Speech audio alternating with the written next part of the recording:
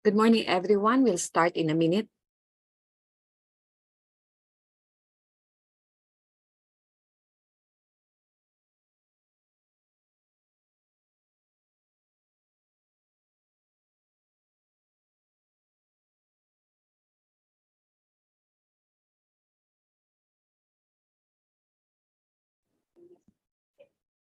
Wala ba hindi ko marinig?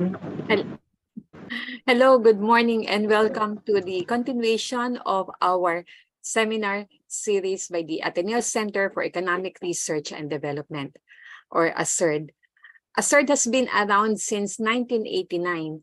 It is actually the research unit of the Department of Economics in Ateneo de Manila, and it has contributed a lot of research papers and organized seminar series face-to-face before, and now the webinar series for applied economics and to contribute to policy making, in the hope that it will also be both for the nation building, not only for teaching. So welcome especially to those who are first-timers, and for the regulars, thank you for coming again. And now we go back to review the house rules. First, we will let the speaker finish his presentation before we entertain questions. Zoom participants, kindly stay muted and stop sharing your video during the duration of the presentation. And during Q&A, please virtually raise your hand and wait to be acknowledged. You may unmute and show yourself when asking your question. Participants on FB, please post your question in the comments section. Slides, videos, and other materials from the seminar are posted on the website only when the speaker gives his consent for sharing. Now, I have the honor to introduce our guest, our speaker this morning, Sir Vincent Jerald Ramos. He's a PhD candidate at the Hertie School and Humboldt University, Berlin, and currently a visiting researcher at the University of California, Berkeley's Demography Department. He is also a co-principal investigator of a research project on competition, representation, and collective bargaining in the Philippine labor market, and formerly a senior lecturer at the University of the Philippines, Baguio, where he taught courses on labor and economic demography. Vincent's current interests are on the causes and consequences of employment precarity and the exercise of power in labor markets. Thank you very much, Professor. Yeah. Okay, so let us all warmly welcome Sir Vince for his presentation. Thank you very much for your introduction, Ma'am Nina. Let me share my screen. Can you see my screen and can you hear me properly? Yes, sir. Yes, sir. Okay, perfect. Thank you very much. Good morning, everyone. Thank you, Ma'am Nina, for the kind introduction, and thank you, Professor Jeff Ducanes and Ma'am Maharabago, for the kind invitation to present in the seminar series. Of course, it's a privilege and a challenge for a graduate student to present in a seminar series, but I'm sure we'll get through this hour together. I'm feeling a little bit under the weather, so if you have any questions or anything is inaudible, please feel free to interrupt me, and I'd be glad to go over some contents again. So this morning, what I'm presenting to you is ongoing work on bad jobs during bad times, double scaring effects on family formation. It is heavily based on a dissertation chapter looking at the fertility behavior in Germany, as well as another ongoing project on marital intentions in the Philippines. And I'm drawing heavily on these two working papers for this presentation. All right. So this is the outline of my presentation, and I'm going to start a little bit with motivating my presentation and basically situating it in a broader research agenda, and then talk about my paper on fertility behavior in Germany, and then briefly on marital intentions in the Philippines, and then conclude and discuss next steps in this research project. So broadly, before I begin, I'd like to give you an overview of where I'm at in terms of developing a research agenda. And the core of my research agenda is really on employment precarity, work that is precarious, that is typically associated with higher levels of instability and uncertainty, lower levels of overall well-being, lower levels of satisfaction. Basically, in developing countries, think about informal employment. Like in many developed countries, think about um, fixed-term employment, right? So these sort of less ideal conditions of work, and sort of what are the causes and consequences of these kinds of employment. In a first strand, I'm interested in the relationship between market power in labor markets and precarious work. We know for a fact that perfectly competitive labor markets do not exist because firms possess and exercise um, wage setting behavior in labor markets. So that basically kind of signals some kind of market power in labor markets. Now, whether or not the possession and the exercise of this power, right, in labor markets contributes to employment precarity is a core research interest of mine. And I'm working with some colleagues in the Philippine Competition Commission, of course, to basically develop this research agenda further. Right? Basically, the idea that market power or power asymmetries in labor markets contribute to more adverse collective bargaining outcomes and some more adverse subsequent job search and subsequent employment outcomes is a core interest in that research agenda. But we also know that it's not just market power that's driving employment precarity. We know that, for instance, policies and institutions also shape employment precarity. Right? So, for instance, in a already published paper with Professor Docanes, we demonstrate how lockdowns affected female employment in the Philippines. And I sort of extended that work, looked at a broader time horizon, and looked at a different outcome, and looked at how lockdowns affected informal employment. But outside of COVID policies, we know, for instance, that some labor market policies are contributing actually to our understanding or to the presence and our understanding of precarious work. Right? For instance, we know uh, that minimum wages in the Philippines have been, for the last 3 decades, stagnant. Right? We know that in real terms, they have not been growing. Right? And we know that the growth in labor productivity and the growth in price levels outpace and outweigh the growth in minimum wages, which is a little bit, I'm sort of trying to understand that pattern a little bit better. That if our commitments under the law and under the International Labor Organization is for minimum wages to track both productivity growth and price growth, why is it that our minimum wages have basically stagnated for the past 3 decades, right? And productivity and price growth have basically increased steadily. So these are my research interests on the causes of employment precarity. If you're interested in that strand of research that I do, I'm happy to, of course, chat with you about that at some other time.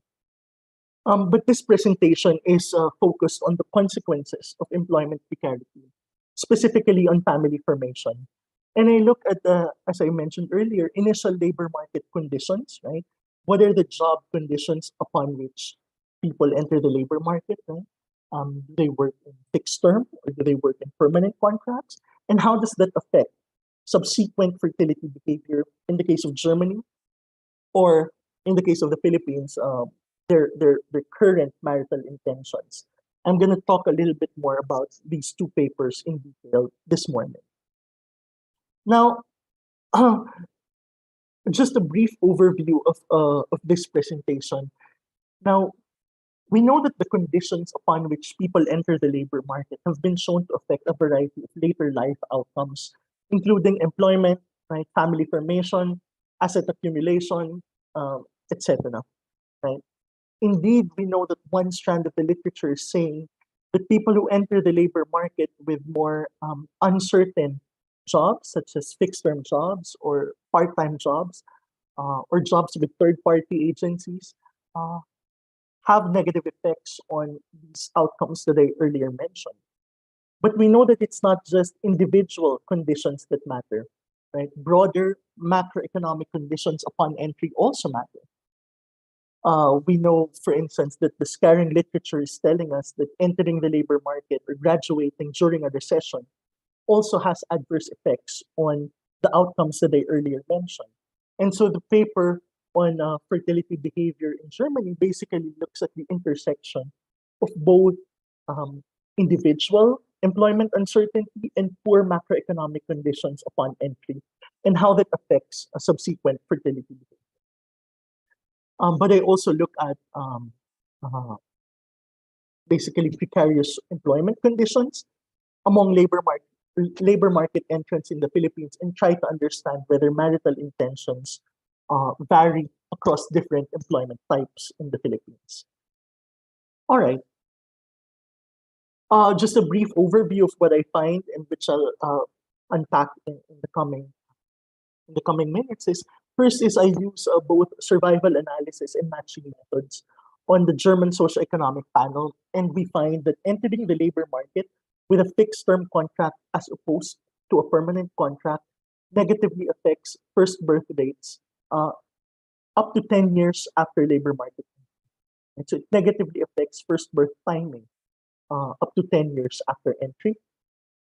And entering the labor market during a recession does not seem to affect fertility, but I'll discuss about why I think I'm finding these results and, basically reflect on these results a little bit more carefully when I discuss them later. In the case of the Philippines, I use a graduate tracer study where we preliminarily find that there is no substantial variation in the intention to marry across initial employment status and type, which means that basically among young, highly educated labor market entrants, everyone wants to marry regardless of employment status and type. Everyone has or basically a majority has that idea of wanting to be married, although having a permanent job, right, as opposed to a fixed term job, is associated with an earlier ideal age of marriage. So while that does not seem to have a relationship with the intention to marry, it does seem to have a relationship with the ideal age of marriage. And I'll discuss that, of course, in a while. All right. So before I proceed with the results and with what I do in the paper, I'd like to try to unpack sort of a provocative title a little bit better. Right. So what do I mean exactly by bad jobs and bad times? And what do I mean by family formation? So just a quick side note, when I mention family formation, I'm referring to outcomes such as marriage and fertility, right? Certainly, these are the most common and most predominant forms and outcomes of family formation. It does not mean certainly that these are the only pathways to family formation. Like we know that one could be not married but still have a family. One could still uh, have not have children of their own but still form a family. But we know that in many the vast literature, right, of social stratification and family economics and so forth, really marriage and fertility are collectively called as family formation outcomes. Just as a side note. All right. Um, I want to first talk about the case of Germany and give a little bit of context as to why we're looking at this case.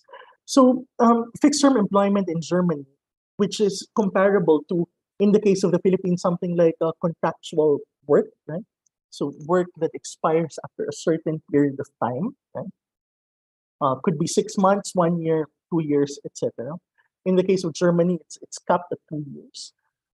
But the concept is the same, right? So you are uh, working for a firm, but that employment expires after a certain period of time, as opposed to a permanent contract where you have a little bit more flexibility and a little bit more security in your employment. Um, Fixed term employment does not constitute a majority in Germany. In fact, it's something like less than 10% of all that of the total employed population. But it's been gradually and slowly increasing, especially in times of recessions. Now, fixed-term employment is associated with more precarious conditions, right? Lower wages, poorer employment stability, and more importantly, stronger subjective feelings of uncertainty relative to being permanently employed. So if you ask people who are fixed-term employed versus permanently employed, consistently you'll find a higher feeling of uncertainty and insecurity among those who are fixed-term employed. So that's what I mean by when I say bad jobs. And these are jobs that exist, and you have a job which is, I suppose, better than not having a job, but it does not have the same security and same conditions as one who is permanently employed. Right. And so that's what I mean when I say bad jobs. I refer to those in fixed term employment. If we look at the panel on the right, these are fertility rates, total fertility rates of different developed countries, right? I chose six for comparison. Now, what you'll notice is that Germany's fertility rate has been consistently below replacement level. Right? Replacement level is uh, the fertility rate that is supposed to keep your population stable without migration. Right? And so if you have a fertility rate that's consistently below a replacement level, then you would have a declining population, not accounting for migration. And if you have a fertility rate that's above replacement level, then you have a growing population. For context, the Philippines has been consistently above that replacement level, something like 2.5, 2.6. Recently, in 2023, we actually went down for the first time to 1.9. But that's, I suppose, a short run effect. That's because of COVID and will certainly rebound in future years. But if you look at the case of the countries here in the plot, you'd notice that Germany actually has the objective economic conditions of more advanced economies such as France and the United Kingdom and the United States. It means that when you look at the per capita GDP growth and other macroeconomic indicators, they're actually Germany is actually more developed than Italy and Spain. Right? But why is it that their fertility rates are actually tracking that of Southern European countries? It's actually a core interest of those who are understanding and analyzing fertility rates in Germany. Why is it that even though objective economic conditions are similar to other Western European countries, why is it that their fertility patterns mimic that of Southern Europe? Right? So that's a question that they're trying to unpack, and basically they point mostly to the role of economic and employment uncertainty to try to explain why this pattern persists. Um, so that's a little bit about why I'm looking at Germany in this case.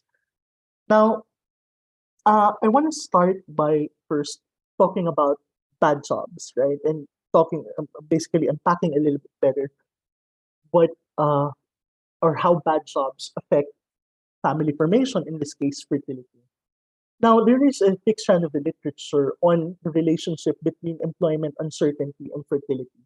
And this very, very broad topic has been approached in multiple dimensions. It's been approached from a macro perspective, from a micro perspective, um, looking at the individual level, country level, etc. No? And they're trying to compare different types of uncertain employment, right? Those in fixed term versus permanent, those who are employed versus unemployed, those who are in part-time versus full-time, etc. The list goes on and on. Right?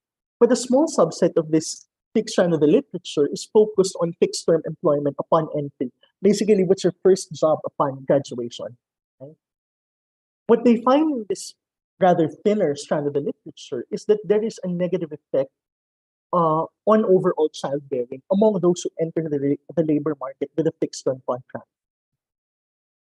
Which means that especially for women, right, the overall childbearing is lower for those who enter with a fixed term contract. Apart from overall childbearing, a negative effect on overall childbearing, there also seems to be postponement of parenthood transition. So it basically means a delay in when they have their first child. Right? So you have a combination of a postponement effect and a negative quantum effect. Right? So both a negative tempo and a negative quantum effect on fertility, which when you combine them, right, is basically a negative effect on fertility. So taking off from this literature, what I want to first test in this paper is a job uncertainty effect, whether or not entering the labor market with a fixed term as opposed to a permanent contract has a negative effect on fertility. Basically, sort of um, validating or replicating the papers that are already demonstrating these results, but with, I guess, more recent data. But that's the first hypothesis that I want to look at, right? The effects of job, individual level job uncertainty. Now, uh, what I want to talk about next is about what I mean when I say bad times, right? And um, what exactly are bad times and how I conceptualize them in this paper. Now, there is a thick strand of the literature on scarring, right? Basically, the idea that people who either lose jobs during recessions and people who enter the labor market during recessions have adverse effects on later life outcomes, specifically employment and family formation, right? Now, the focus of my paper is on labor market entrance. I don't look at those who got displaced or those who were unemployed during recessions. I look at those who enter the labor market and those who graduate during a recession and how that basically affected their later life fertility outcomes. Right? So again, I'm not looking at displaced or unemployed individuals, but I'm looking at labor market entrance. Although it's important to note that scarring has multiple victims, and just looking at one of them.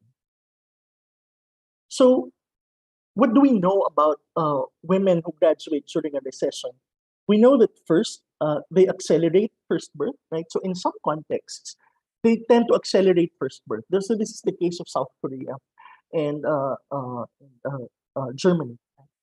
So women who graduate during a recession accelerate the transition to first birth, which means that they have their first child a bit earlier.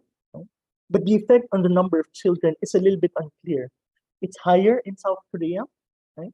It's lower in the United States, and it's not statistically significant in Germany, which means that the timing of labor market entry seems to play a role in fertility decisions. But the relationship is a little bit ambiguous, right? Um, there are mixed results in this strand of the literature. But we know that the timing matters and entering during a recession matters in terms of both timing and, to a large extent, also the number of children. Now, it's important to note that these ambiguous empirical results reflect the theoretically competing income and substitution effects of initial conditions and family formation. So we know, right? So we know from theory that when substitution effect dominates the income effect, then that's when you see the acceleration pattern that's going on. But when the income effect dominates the substitution effect, then we know that that's when postponement and a negative effect on childbearing happens. And so, because these income and substitution effects are theoretically competing with one another, then these ambiguous empirical results can be partly explained by that by these competing um, theoretical predictions. But for the purposes of testing whether a scarring effect indeed exists, I would assume and I would test the hypothesis that the income effect dominates the substitution effect, such that entering the labor market during a recession as opposed to during normal times has a negative effect on fertility. And this hypothesis would only make sense under that sort of assumption. And it's something that we'll test, right? And we'll see. Now, we're looking at not only these two hypotheses, but sort of like the interaction and the intersection of these two precarious conditions, if I may call it that. We know that when you enter, or we know that when you enter the labor market with a fixed term contract, that has sort of a scarring effect. When you enter during a recession, that also has a scarring effect. The double scarring effect basically tests whether entering the labor market with a fixed term contract during a recession, as opposed to during normal times, has a more pronounced negative effect on fertility. Now, there are multiple reasons why I would suppose that this double scaring effect might hold. From the demand side, we know that the demand for and openings for fixed-term jobs may be different, right, between recessions and normal times. So it's just basically more and a higher demand for fixed-term employment during recessions than during normal times. So basically, the characteristics of your labor market are different between recessions and normal times in terms of the demand for fixed-term jobs. But from the supply side, we also know that the characteristics of fixed-term labor market entrants can vary between recessions and normal times. If a worker, for instance, who gets a fixed-term contract during a recession may actually have gotten a permanent contract if it were not a recession, right? So there are both these demand and supply side considerations of why I think, right, that uh, we would observe differences across the business cycle of initial labor market conditions and subsequent fertility. All right. Now, I'd like to talk about the data and methods that I use for this paper and to test the three hypotheses that I just earlier mentioned. So I used the German socioeconomic panel, which contains detailed information on respondents' employment and fertility histories.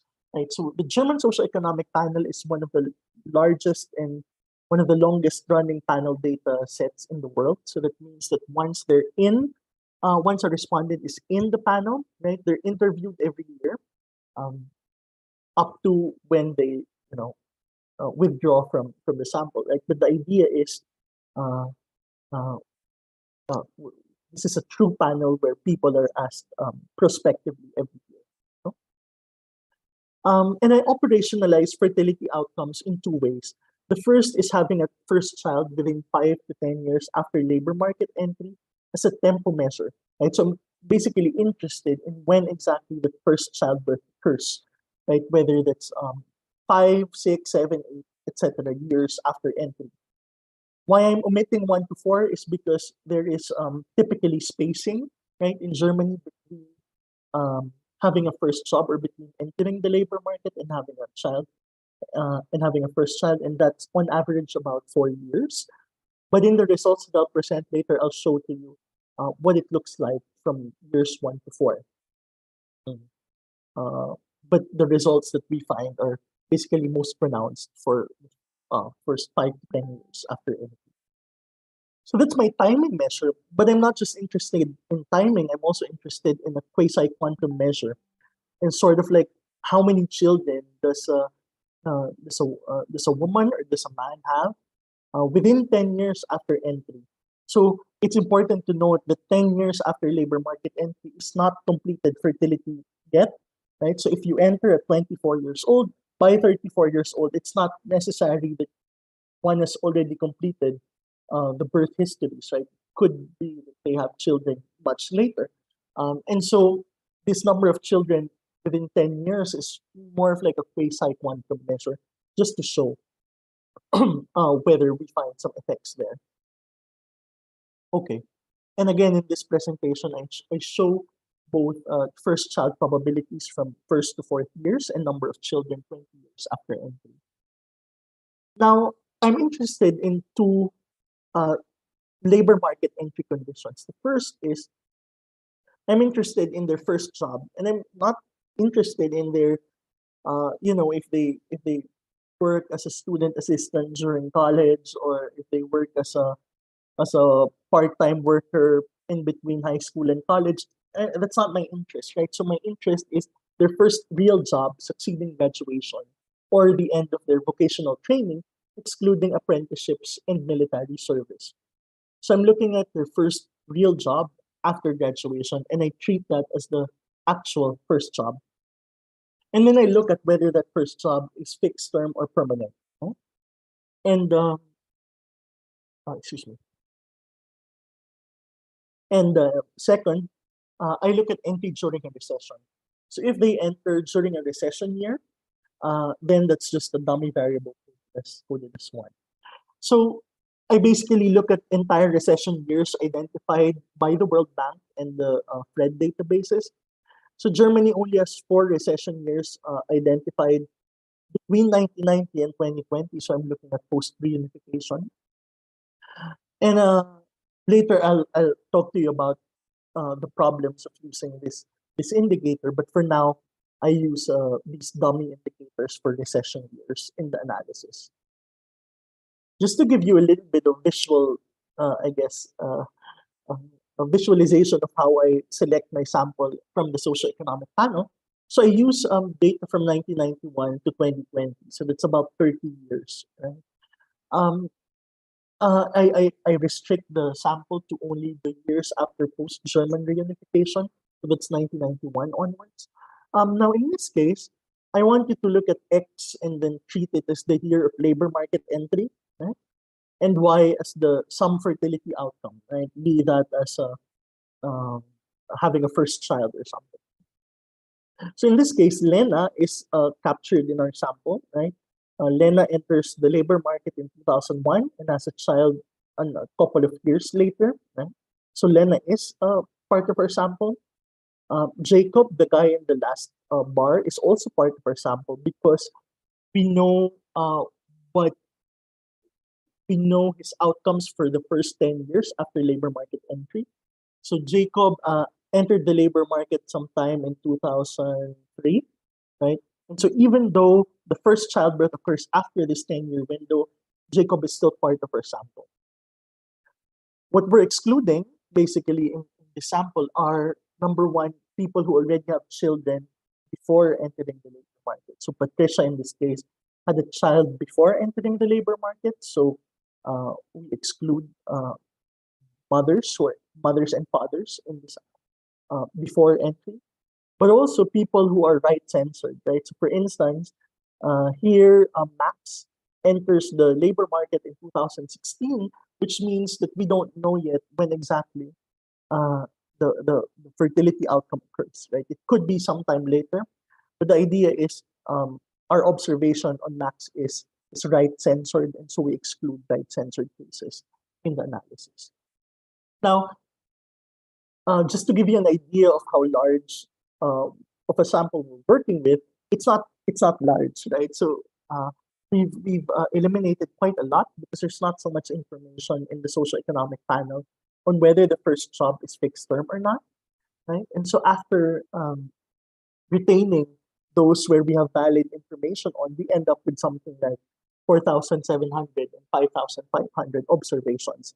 Now, just a little bit of a background. There are 2 measures of first jobs in the socioeconomic panel, right? P-Bio and Art-Talent. Both are pretty much estimates from different questionnaires in the socioeconomic panel, but they're pretty much similar in terms of what we're actually capturing and measuring. And all the results that I'm going to show later are all robust to either measure. But for this presentation, I'm going to present to you our talent measure because it has a slightly larger sample size. And in that sample size, we have 39% of entrants are in fixed-term contracts and 61% are in permanent contracts. So certainly, it's way more than the national average fixed-term employment. But we know that fixed-term is by design more common among labor market entrants. So that's fine.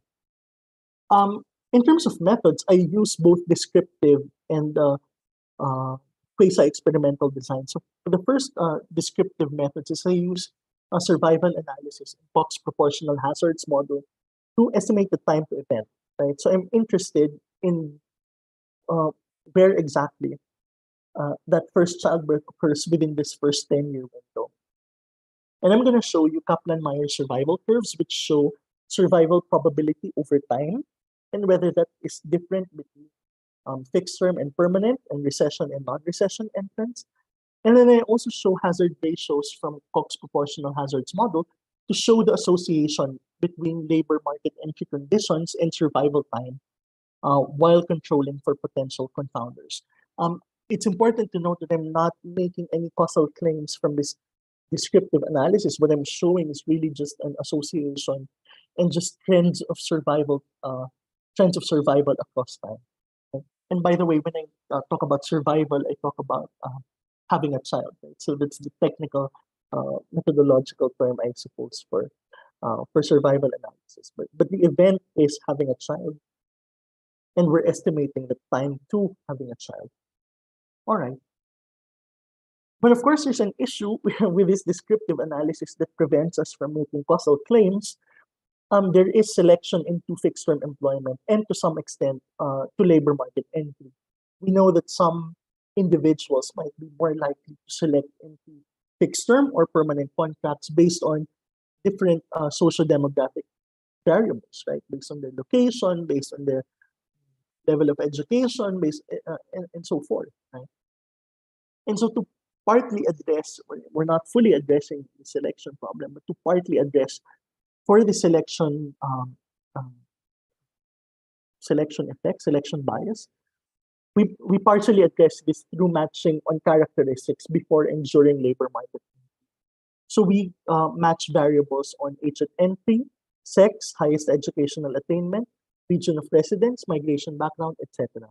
And I report average treatment effects on the treated, which is basically the difference in outcomes between those with fixed term and permanent first jobs, conditional on those with fixed term first jobs, right? So basically the ATP is what I'm showing in this analysis. And I preliminarily use propensity score matching for this presentation. Now, I want to show you the descriptive results, and they're very easy to interpret and understand, right? So on the figure on the left, you will see there for males and on the right for females, but these are the fertility survival curves by first job type. And I'm making a distinction between those who enter with a permanent versus a fixed term contract. We know that the curve, or we see that the curves are pretty much overlapping. But when we try to estimate the median time to event, for fixed term entrants, the median time to event is 7 years from labor market entry. So if they enter 24, that's 31, right? And for permanent, it's 8, right? For males, it's pretty much the same, so we don't see so much of a difference there. And for females, the difference is statistically significant, where fixed term entrants have a median time to event of 8 years, and those with permanent contracts have a child 6 years after labor market entry on average. Right? If we look at the hazard ratios very briefly, there is a reduced risk of first birth for fixed term entrants by about excuse me, by about 20% within the first 10 years of labor market entry. Right? So these are hazard ratios, right? And so relative to permanent entrants, fixed term entrants have a reduced risk of about 20%. And it's statistically significant even after controlling for potentially relevant confounders. But now I want to show you fertility survival curves by recession entry, right? Those who enter in a recession versus a non-recession. Now, it seems that the curves, number one, are pretty much overlapping, right? And statistically, they are non-significant differences. So the median time to event for both normal time or non-recession entrance and recession entrance are 8 years. And for males, they're pretty much the same at 9 years. For females, those who enter during normal times have a median time to event of 7 years, and for recession, 6 years. But it's not a statistically significant difference. And just to show that basically, if we compare survival curves for the transition to first birth by recession entry, we don't find much of a difference. Right? Same is true with the hazard ratios where we see non-significant effects. Now, if we take a look and compare between recession and non-recession entrants, and we look at the effect of having a fixed term first job, we see that it's significant for the non-recession entrants, but not significant. It's significant for the non-recession entrants, but not significant for the recession entrants. And I think that has something to do with how we're coding recession entrants in this analysis, which I'll talk to you about later in the matching analysis.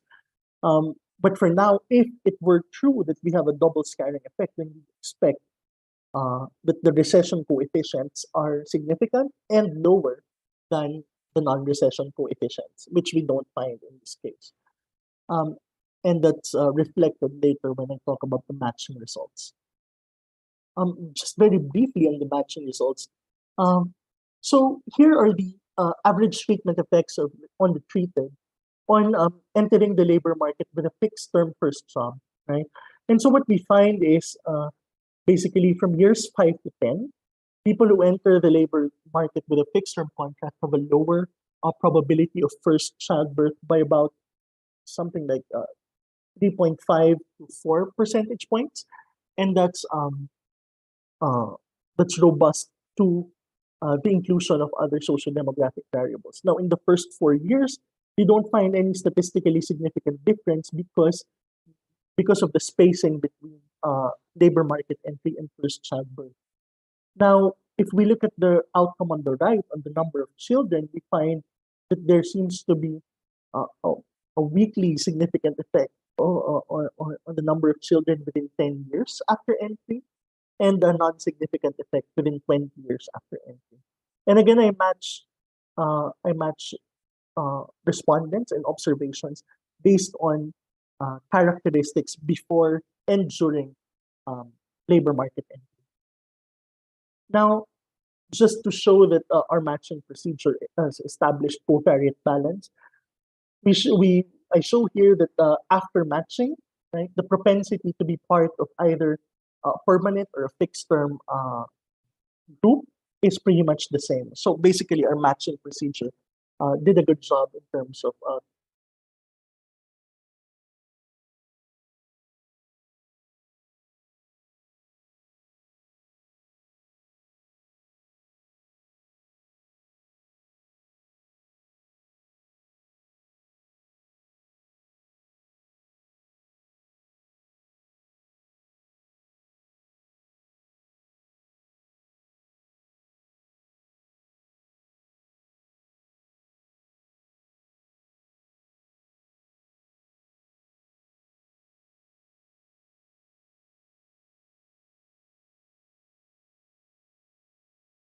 the effect is Recording also in progress. insignificant. But again, this is in part due to how we're coding a recession entry in analysis, right?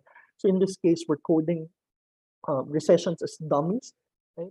Where one if it's a recession year and zero if it's not, but we know that recessions are spatially and temporally heterogeneous.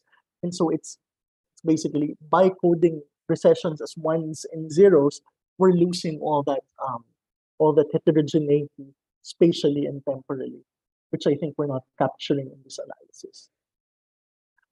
Also, just to show covariate balance that our matching procedure achieves, and just to show the effects on fertility of bad jobs during bad times, sort of this interaction effect.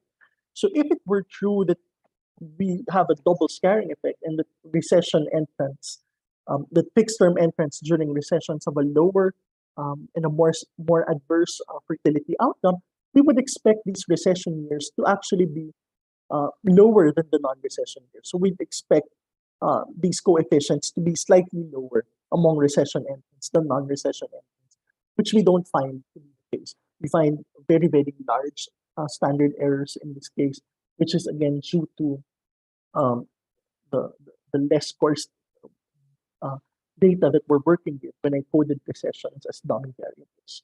Right? So this is very much ongoing work, and how I resolve that is still being developed. Now, just very briefly before I turn over, and I wanna bring to your current paper on the Philippine context, because I didn't wanna just show to you a German context, and I wanted to show you about a different outcome, about marital intentions, about wanting to marry, and an ideal age of marriage. So there's just a couple of slides of what we can find into that paper. And this is co-authored work with Mayan Vital, some of you might know her, who's a PhD candidate at Oxford in social policy. And we're looking at initial employment conditions and marital intentions in the Philippines. So it's a very brief descriptive paper on the relationship between your first job conditions and your marital intentions in the Philippines.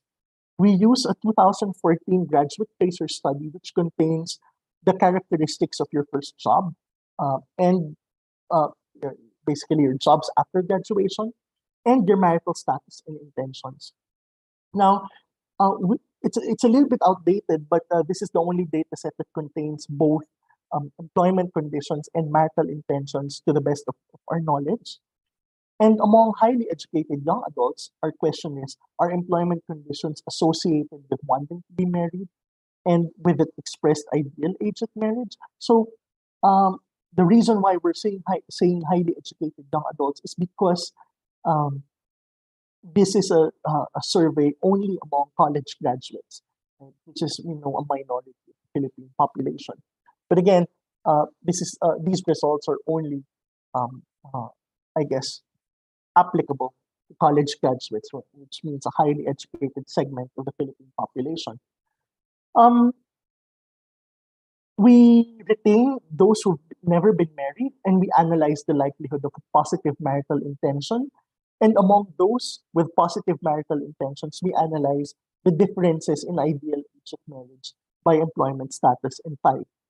Now, just briefly showing to you some descriptives, no?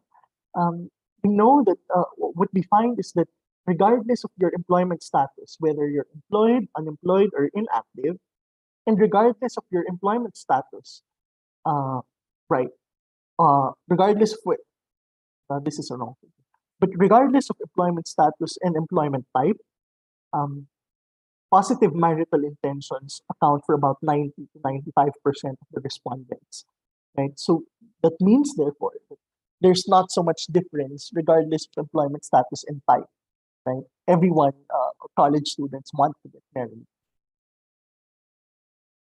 But in terms of employment status and in terms of the ideal age of marriage, right? So these are violent plots. We find that those who are employed, right, and those who are permanently employed have an expressed earlier ideal age of marriage compared to those who are unemployed and those who are casually or fixed term employed. Right? Regressions, I'm just going to breeze through it just for the sake of time. But the takeaway from this table is that employed, highly educated young adults have an earlier ideal age of marriage of something like 0.21 years relative to the unemployed. Right? So this is relatively more pronounced. Well, this relationship is only pronounced among females. So that's comparing between the employed and the unemployed. So we find a statistically significant relationship here. But when we look at the ideal age at marriage by employment type, permanently employed, highly educated young adults have an earlier ideal age at marriage, something like 0.18 years relative to those with fixed term contracts. And this is true for both males and females. Right? So we find even after controlling for individual and macro level variables, that those who are in safe employment conditions have an expressed earlier ideal age of marriage. So basically, what we're trying to draw attention to is the fact that there are economic preconditions to family formation outcomes. Now, just a brief summary of what I find using the Philippines Graduate Tracer survey data. We find that an overwhelming majority intend to get married regardless of employment status and type. So being employed relative to unemployed and having a permanent relative to a fixed term job is associated with a significantly earlier ideal age of marriage. So basically, those who are married now, those with merrier employment conditions, want to marry sooner rather than later. And using the socioeconomic panel in Germany, we find a negative effect of fixed term employment upon entry on first birth within 5 to 10 years after entry, but a null effect on the total number of children 10 years after entry. So recessions do not seem to play a role or moderate the effect. But again, the next step is that we know that measures of recessions are temporally and spatially heterogeneous. So I wouldn't sell the recession results just yet, right? Because there is a lot of heterogeneity recessions that we're not capturing yet in this analysis. For instance, the 2009 recession in Germany is definitely not the same as the 2003 recession, but in this analysis, they're just coded as one and the same. So the next step definitely is to try to understand the alternative measure of recessions, maybe use state-level unemployment rates. But also, of course, the more important and more interesting story is to try to disentangle mechanisms, right? Why is it that your job 10 years ago is affecting your fertility decisions now, right? Is it because of income trajectories that your first job has shaped? Or is it because of subjective feelings of job insecurity that's playing a role and so forth? So these are mechanisms that I can certainly disentangle with the socioeconomic panel. But that's all I have for you this morning. So thank you very much for your time and attention. Thank you. Thank you, Sir Vince. And indeed, you really have a provocative title. And I really appreciate, and I think the audience too appreciated that you explained the major terms there. The why bad jobs, why scarring, why family formation. Okay, so we'll now see if we have some questions from our viewers, our listeners. Okay, let's wait. Are there questions or clarifications, feedback?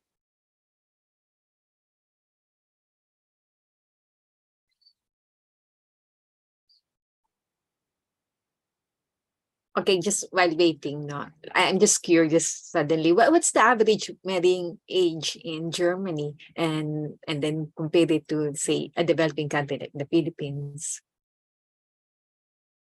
So average ideal age at marriage in Germany, I don't know top of mind. What I know is the average age at first time fathers in Germany is quite high. Right? For Oh. instance, in 2021, the average age of first time fathers in Germany is 36. Right? So we know that that's really really late compared Oh, to developing countries. Right? So we see yeah. definitely this postponement of fertility interventions, and we also see a rise in non-marital cohabitation, non-marital childbearing as well. So these are definitely, I guess, Yeah. signs of a demographic transition that we're seeing in developed countries and that we're slowly seeing in developing countries as well. Okay, well, I see the hand of Dr. Jeff. Sir Yeah, thanks, Nina. Jeff, yeah, Dr. Canes. Yeah, Vince, ano lang.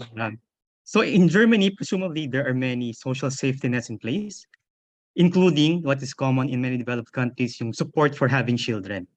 And typically, this depends also on income. So the poorer you are, the lower the income you have, the higher the money you get for each children that you have.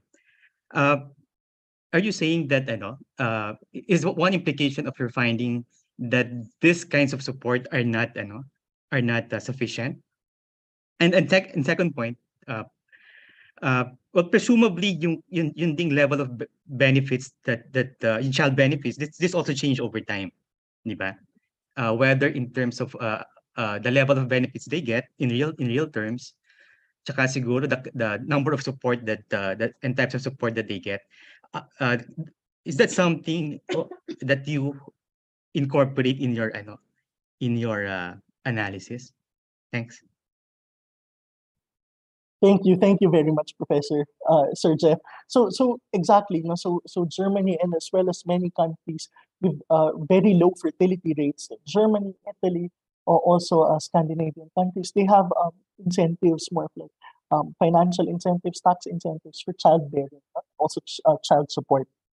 And I think part of that's one of the mechanisms that could potentially explain the results on fixed term versus permanent jobs, because we know that these, for instance, maternity leave policies, right? They're not always available for fixed term employed. So if you have just a 6 month, 9 month contract, 1 year contract, you don't have space for maternity leaves within that contract. In some contexts, like for instance, in academic positions that are fixed term positions, there is some space for maternity and paternity leaves within these fixed term contracts. So it's difficult to generalize as to whether or not maternity and paternity leave policies, for instance, apply to fixed term, to all fixed term or not. But certainly, for instance, there is a policy on kindergarten child support, right? So for every child that you have, you get a certain money from the government. And we know that there's from the uh,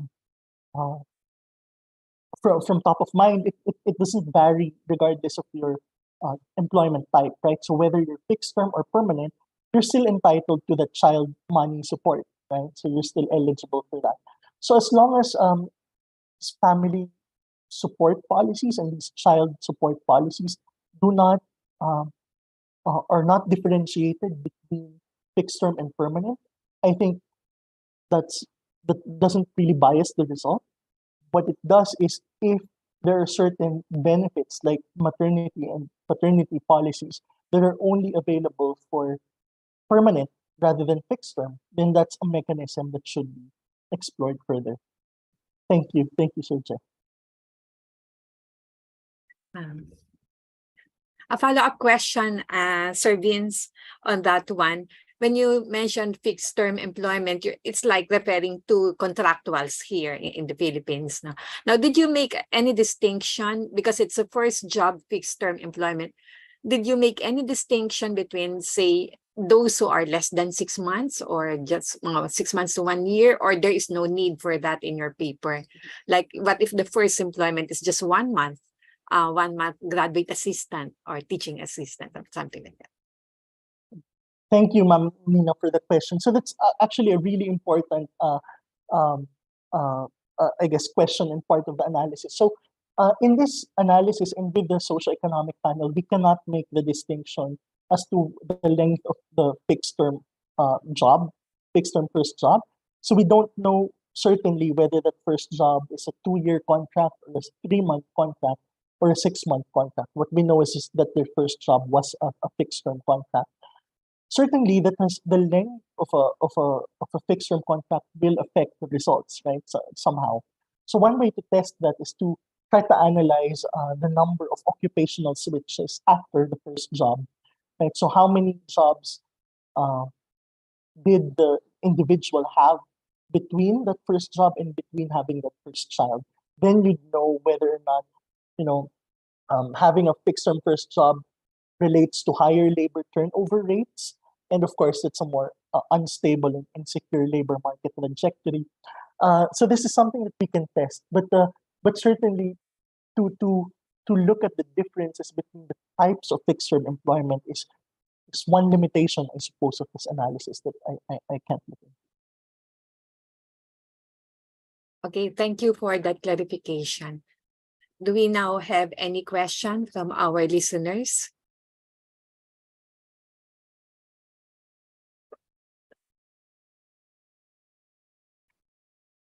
Very interesting, Vincent, even the way you visualize, you put them in visuals like the sample for each, a sample set of persons and this number of years with those blocks. Yeah. Thank you so much. Yeah, it's difficult to work with such a large panel data set. So it's really helpful to try to visualize, what the data that we're working with. It's unlike a data set that I have worked before. So I haven't worked with a real panel data set before. So it's super helpful to try to visualize and carefully see what we're capturing and what we're excluding.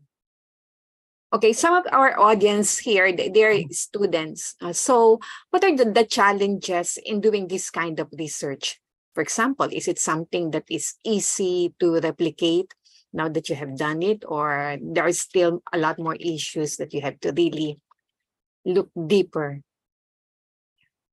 That's a great question, and I also advise some students who are doing their bachelor. So I would encourage bachelor students who are working on their thesis projects to try to make use of very extensive, large data sets that are available, right, and that we can use. So I find that a lot of undergraduate students, they exert a lot of effort in primary data collection, right? And so they do surveys to college students, which I think is a little bit unnecessary, right? So if you have, for instance, the socioeconomic panel is accessible, right? We also have a socioeconomic panel for Thailand and Vietnam. And so that's a 10-year panel that's been going on already. We don't have a panel data to the best of my knowledge in the Philippine context, but we have a socioeconomic panel for Thailand and Vietnam. So these kinds of data sets are pretty open access, they're easy to use, easy to navigate. And I would encourage undergraduate students to try to explore these different open access data sets and to do their research on or using these data sets rather than having to collect data by themselves. So I hope that's something helpful. Yeah, it's very helpful, especially because collecting primary data is very expensive when there are a lot of data sets available, yet to be explored, no? And maximize. Questions?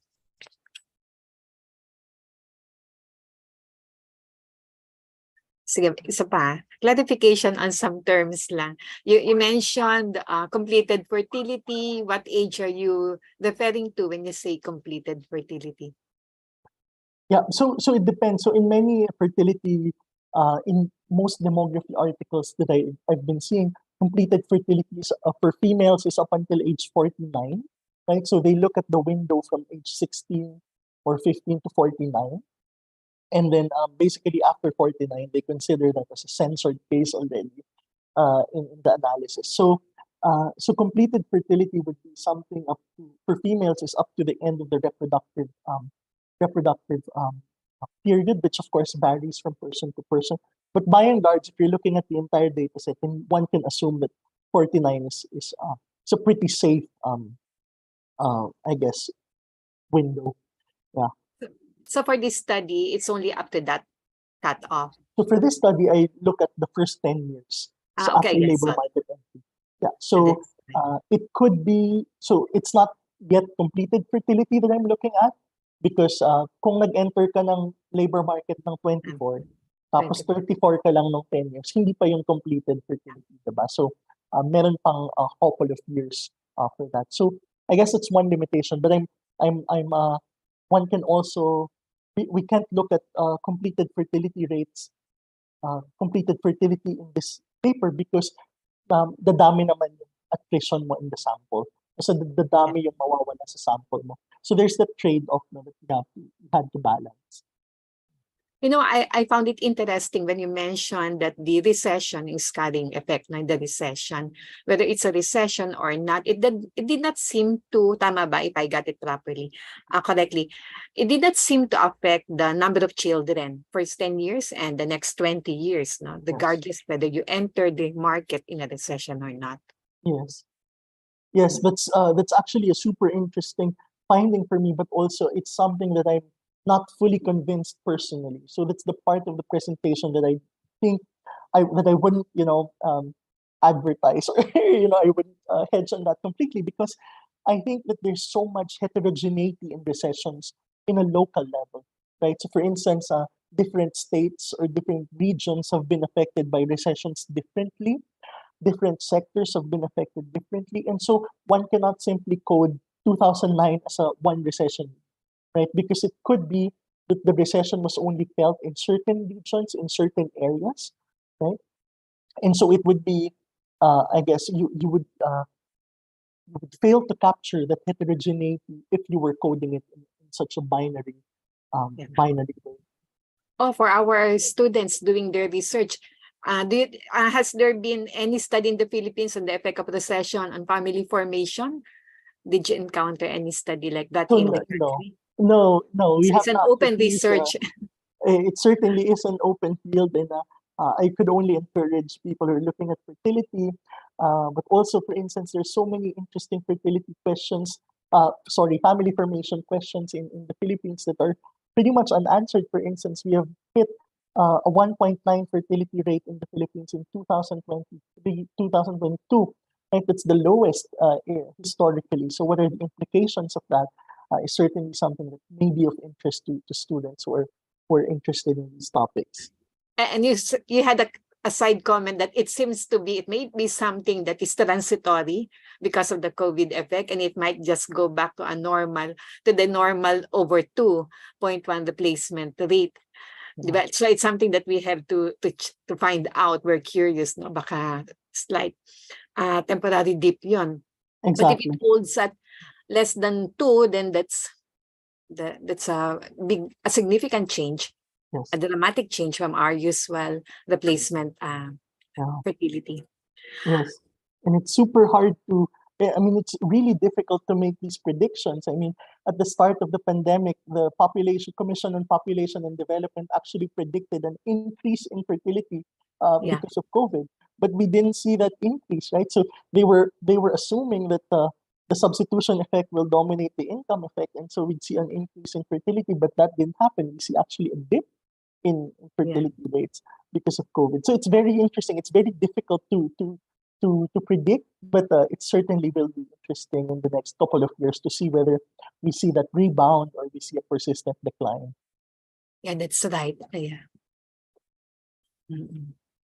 Questions or comments from our guests, listeners?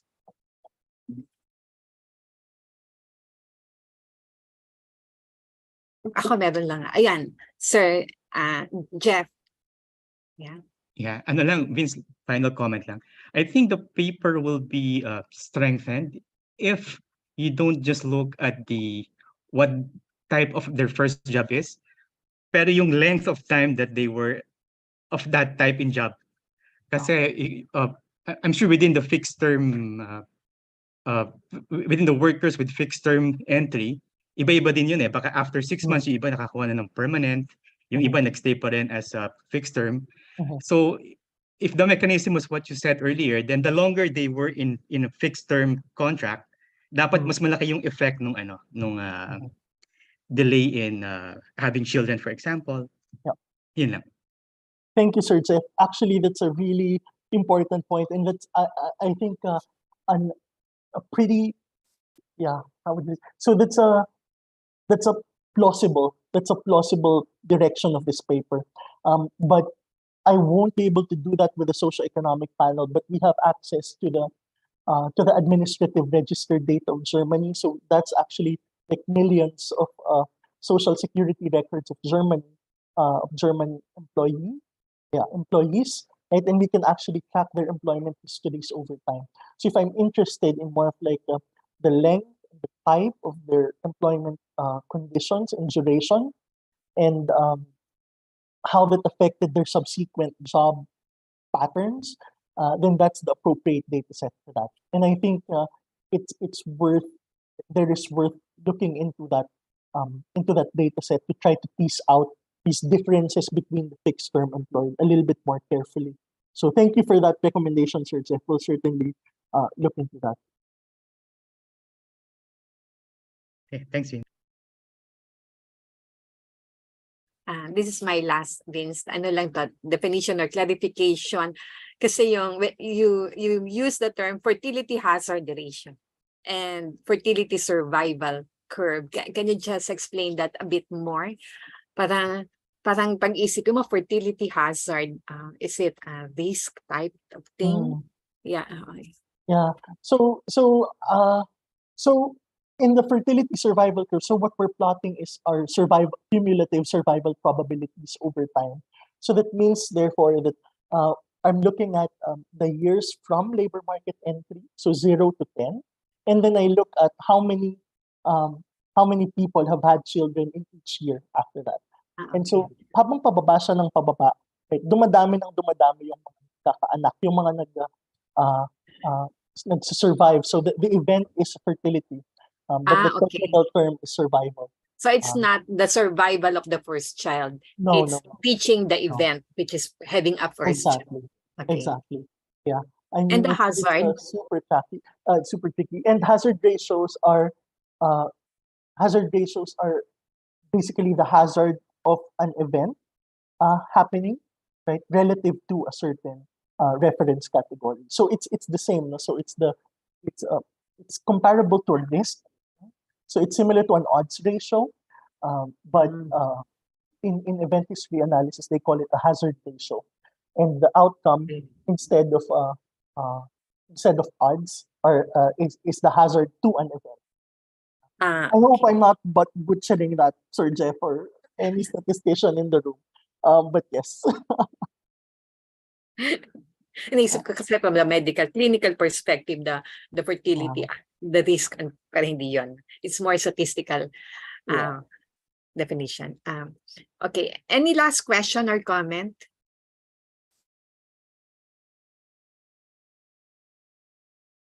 Okay, with that, we'd like to thank Sir Vince Ramos. We'd like to wish you well, good luck to your dissertation, the completion. And so this morning we had soon to be Dr. Vince Ramos, who talked about the effect of market power, no more on policies, no, on the employment precarity on family formation. Okay, and then he just mentioned earlier that employment precarity can be affected by other items like other factors like market power and policies. But here he focused on the recession and not having a recession context. Okay, so for those who need their materials, you can visit our website, not only for this material, also from previous seminars at www.ateneo.edu /SOS Economics. And then for your videos, they are uploaded if the speakers give their consent to upload also the slides. No? The videos are available in this site. And then for our certificate, you can request your certificate using that link. The request form will be open for a limited time only. Emailing us the request for a certificate will not be entertained. So you would see in the chat box, that's the link. And then the certificates will only be given to those who attended via Zoom and who accomplished the request form. And for those who successfully completed the request form, kindly wait for a scheduled release of the certificate. To give the audience some idea, may I know from our staff, our assistant, what is the limited time only? Is it 1 hour, 1 day?